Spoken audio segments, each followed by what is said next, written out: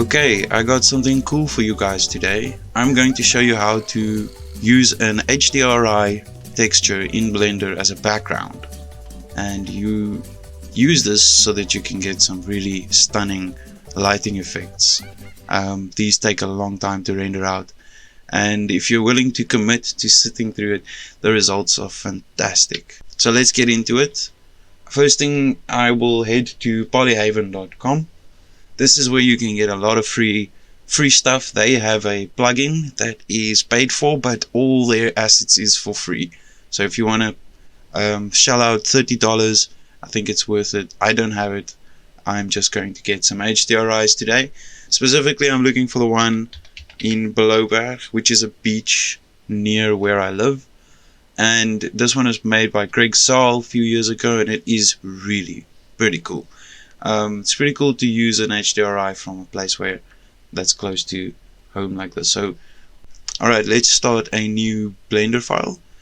And right off the bat, I'm just gonna kill off the default light and the cube.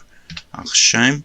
I'm just gonna give my camera a rough positioning by hitting Ctrl-Alt-0 on the numpad, and it sort of locks the camera into a rough position there. So I'm also going to grab some geometry from a project that I've done, and let's just grab my favorite cat over here. It should already have a diamond shader on it, which will give us a nice indication of how the HDRI is going to turn out.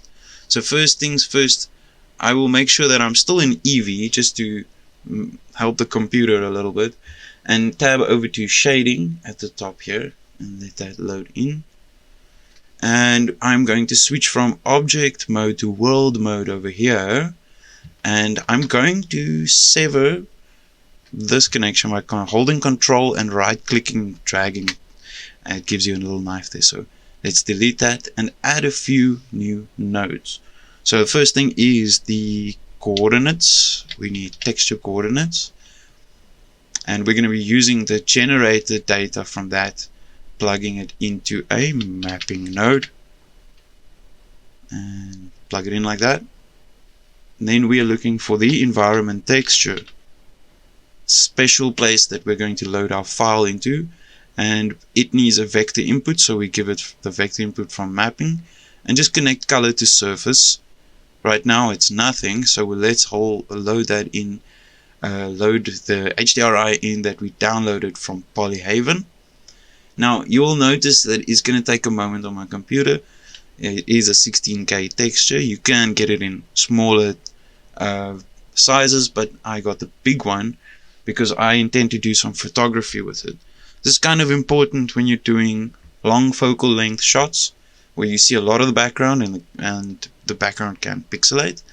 So here I'm in Eevee and the texture is loaded. Very nice clean background.